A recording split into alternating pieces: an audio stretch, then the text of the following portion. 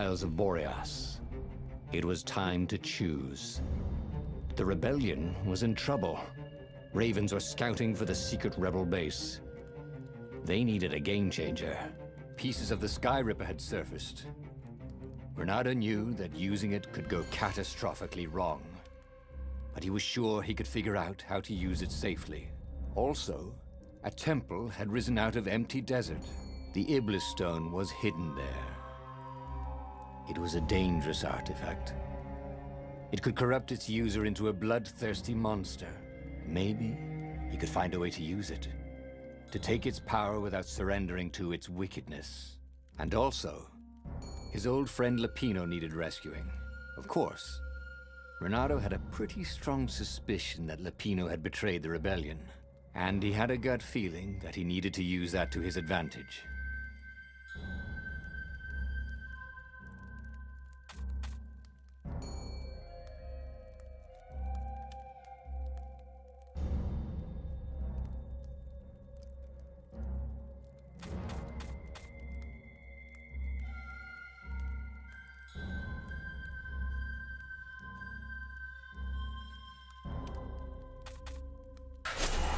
The island was windswept desert. No one went there except ostriches and ostrich hunters. The Iblis stone. It would whisper promises in his ear, offer him power for blood. But this time, Reynardo was sure he could master it. And so, Reynardo went ostrich hunting.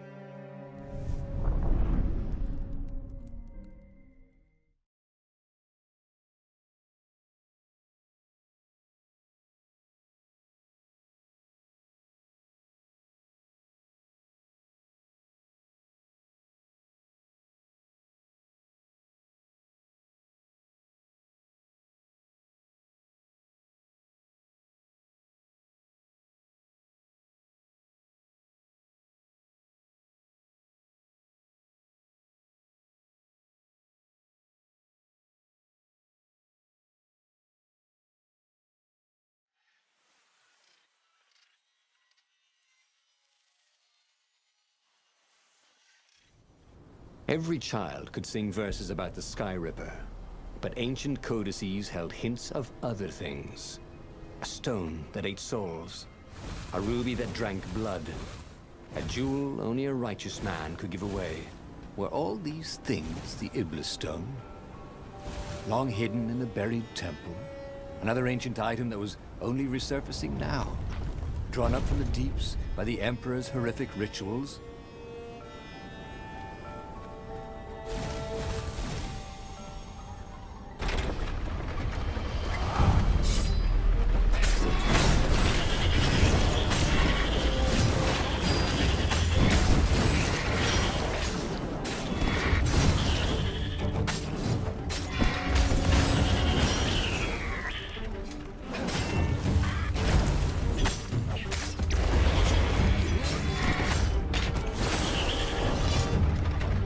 Ravens were already here, cawing in frustration. They were still searching for a way in. Good. Then he hadn't come too late.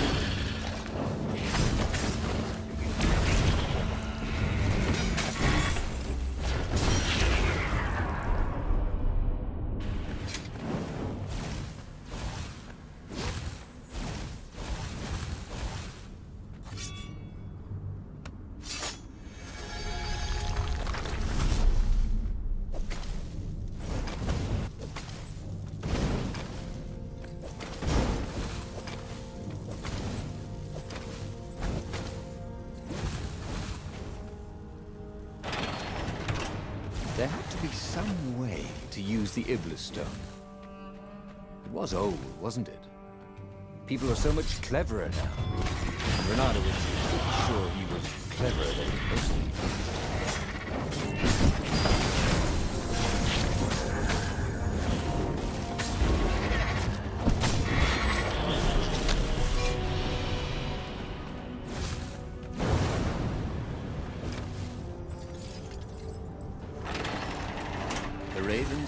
could not get past this point. Obviously, the temple builders knew how to deal with tomb raiders.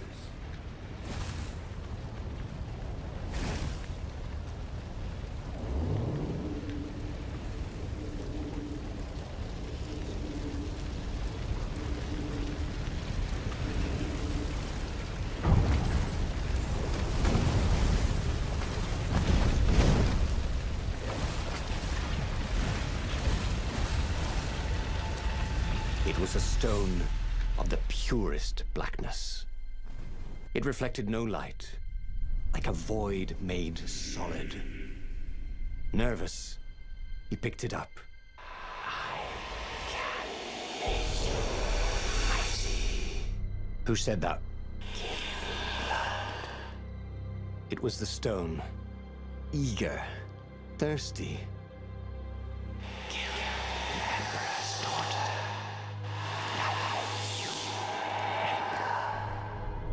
That seemed tempting and terribly wrong. Zenobia was the Emperor's greatest general and a potent witch. But they had been close once. And he had a sneaking suspicion the gem would try to control him. Why not capture the core of Sky Ripper instead?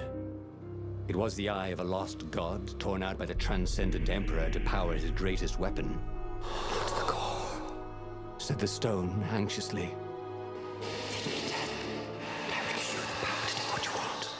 But even though Reynardo knew how evil the gem was, he had a clever plan for dealing with it.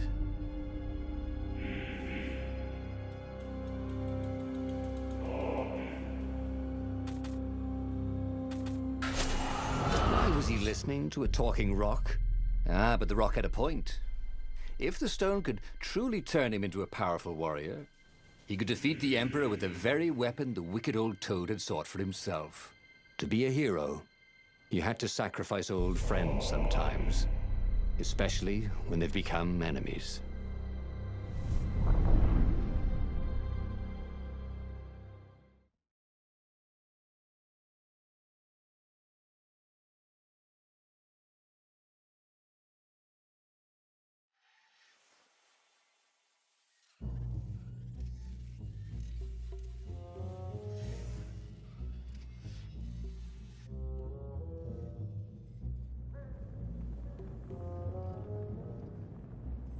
As he placed the impossibly black crystal in his gauntlet, Reynardo had a sudden vision. Charred fields covered in dead ravens below a black sun. Was it the time of the lost gods before the transcendent Emperor? Was it the future? It whispered. Take the power. He could feel the stone's hunger for souls, its thirst for blood. All right, I get it. This was going to be interesting.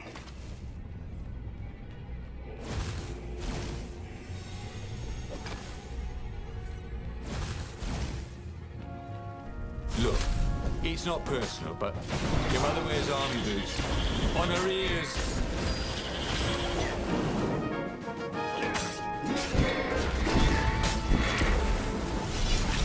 The ravens on Zenobia's island were no match for Reynardo.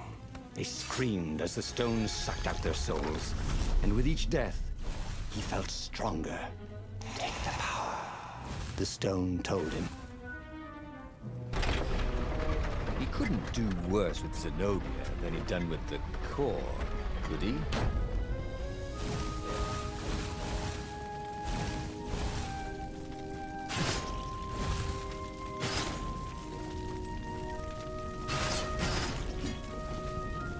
Reynardo hated gogglers, but it freaked him out to cut them.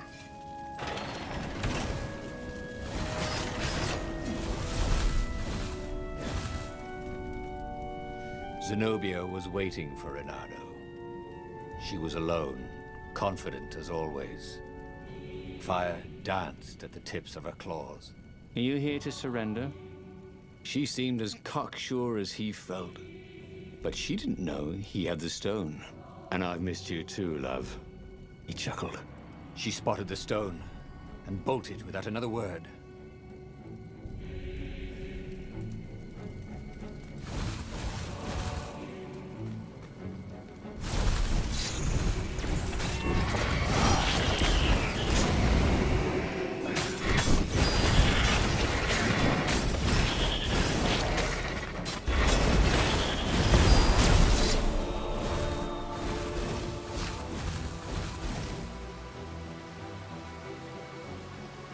Finally, Reynardo caught up to her. He had never seen her scared before. At school, she'd been the determined, brave one.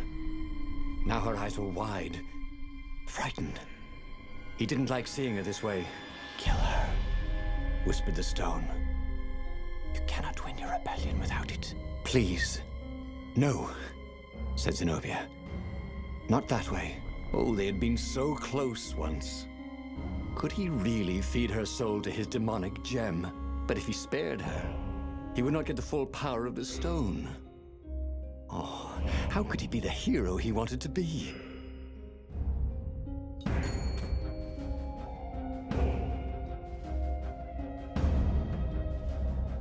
With a flick of his wrist, he slashed Zenobia's throat. Her eyes widened even more. And then the light went out of them. Reynardo felt amazing. Power was rushing into him like water from a burst dam.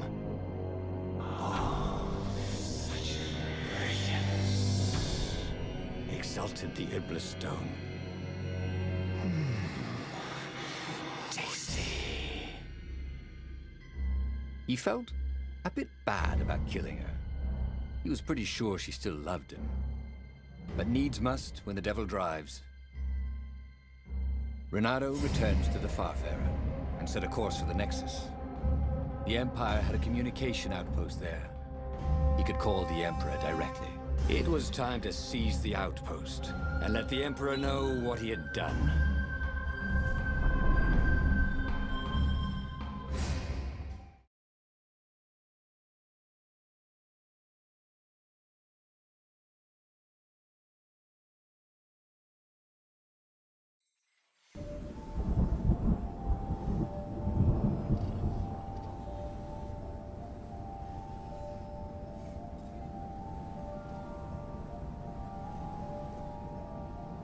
The Nexus was beautiful.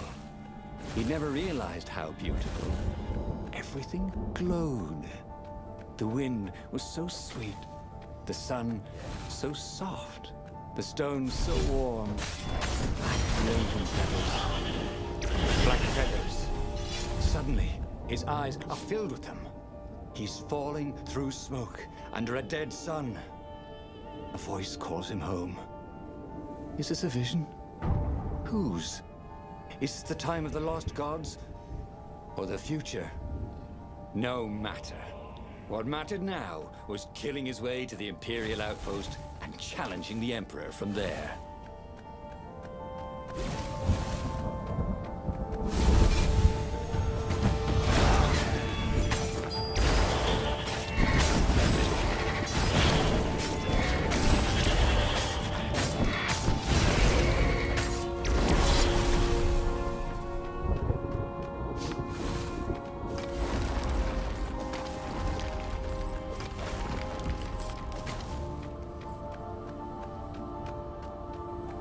Up ahead was Lapino.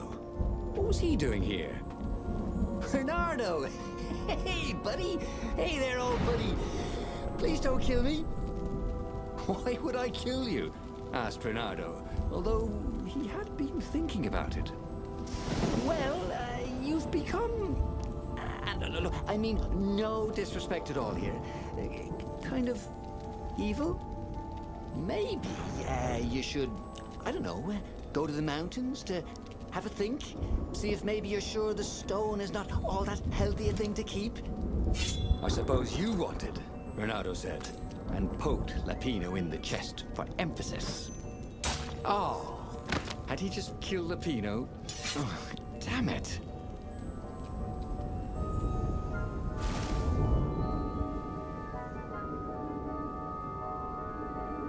He'd go to the outpost, use their far speaker, tell the Emperor what he'd done, and then he'd go to the secret rebel base, let them know he was ready to lead them to victory.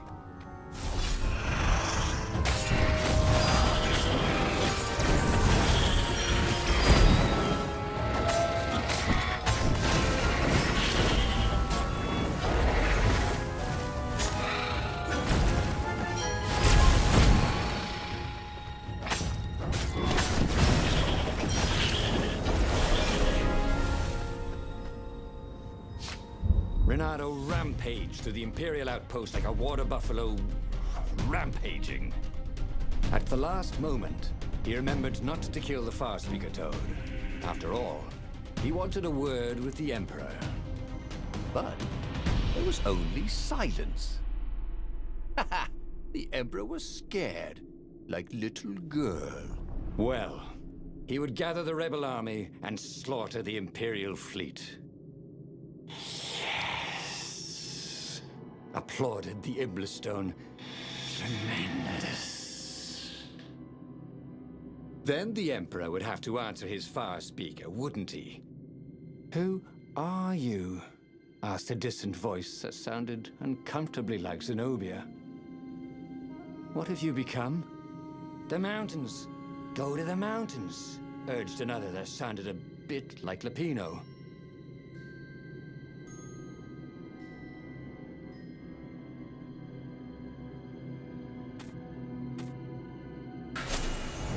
What are you doing? Demanded the Iblistone. I need to think, Reynardo told it. You're not good at thinking, said the Iblistone. You're good at killing. It's what you do. It's your destiny. But he set sail for the mountains, where he could be alone with his thoughts.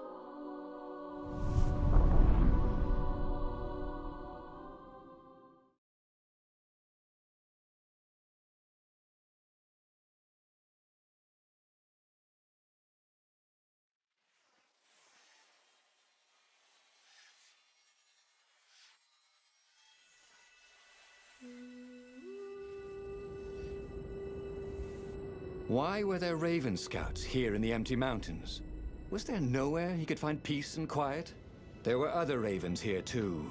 Shadowy ones, transparent, lining the path. Ghosts.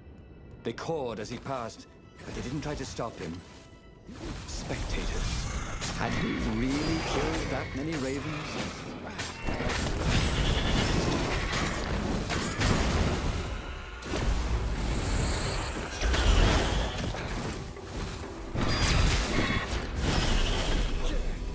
Then he saw her. Zenobia. She was a ghost too. She ran off when she saw him. How could a ghost be afraid? He followed her. He had to.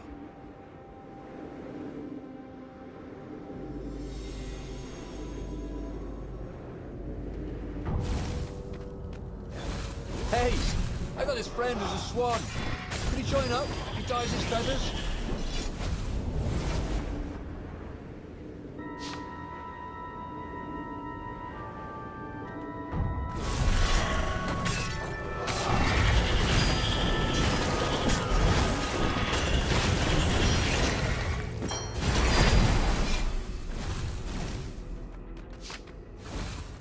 Reynardo followed Zenobia's ghost. Had he gone mad, seeing ghosts? Was she running from him or leading him somewhere? He'd come here to be alone, but he'd never been less alone in his life. Every raven he had slain haunted these rocks. Was this who he was? Killer. He was terribly good at killing. He was an adventurer. Or was that just another word for killer? You kill, whispered the stone. It is what you must do. Embrace this destiny.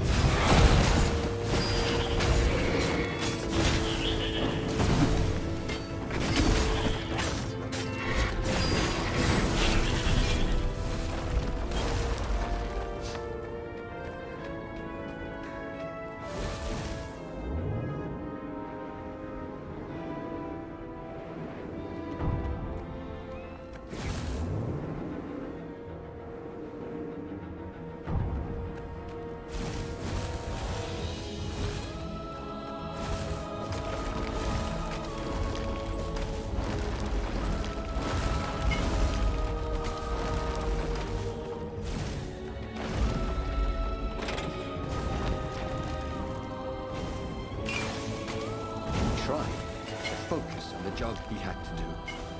The rebellion. Wasn't there a battle coming soon? Would there be ravens to kill? Even an emperor? Such killing. Much wow. Ooh, he'd never been so excited.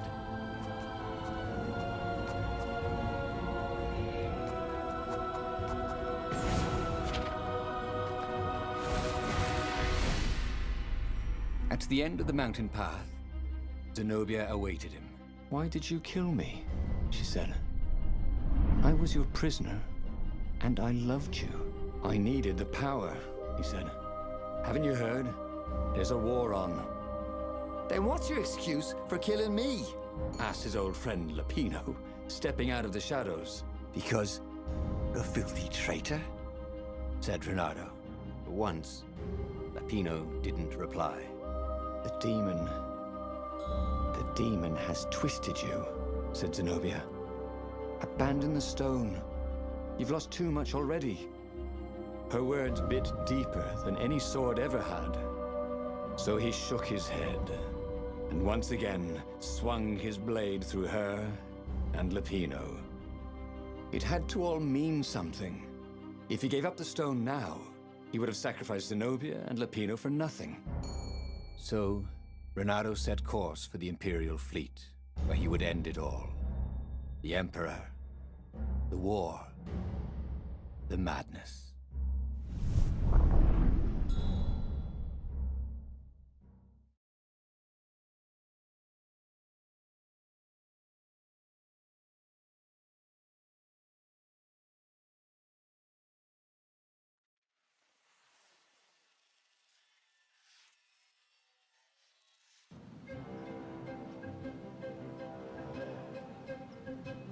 Reynardo boarded an Imperial ship.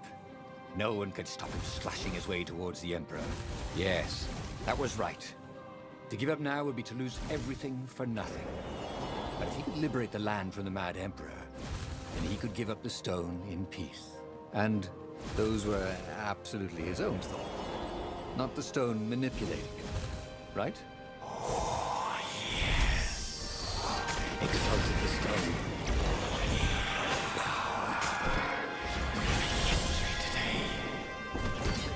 You could hear a tiny voice whimpering. Don't kill the Emperor. Was it madness? I have to kill the Emperor, he told himself.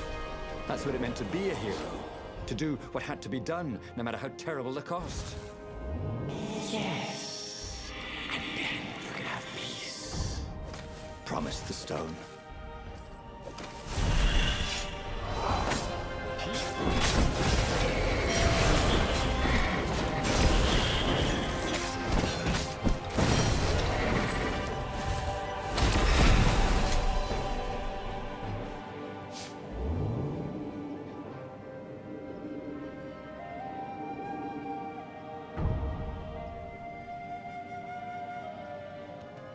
What are you guys dressed up as for Halloween? Just wondering.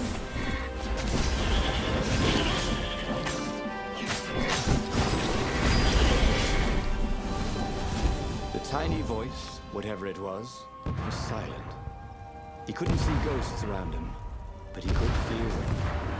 If he gave up now, they would be angry. They would have all died for nothing. Who could give up this kind of power? Could anyone? Oh, he was just a fox with a talent for swordplay. How had this burden come to him? The Emperor offered the sword.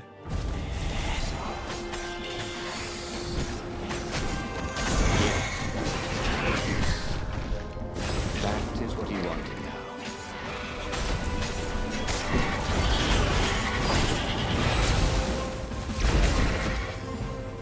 Good thing I don't have to clean up around here, he thought.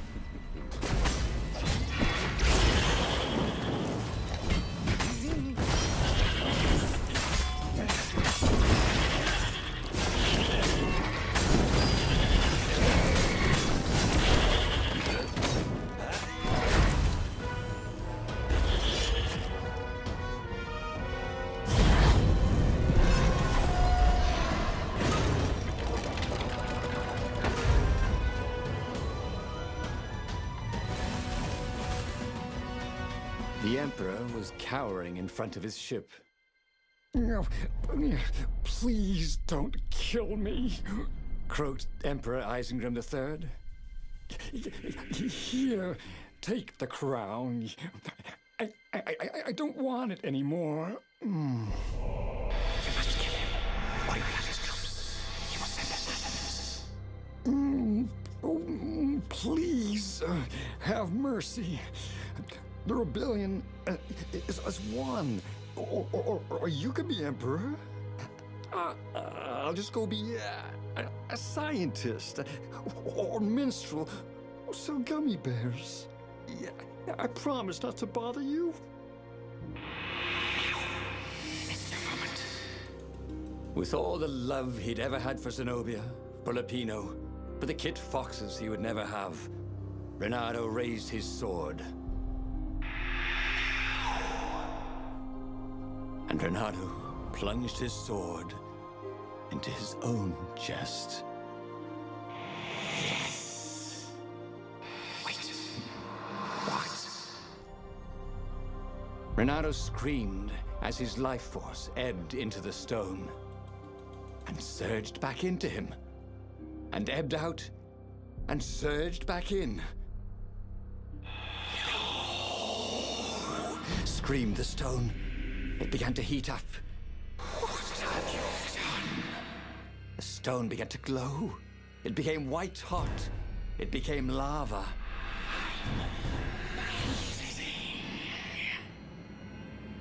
Nice knowing you, said Reynardo, as the lava ran like butter. And he died.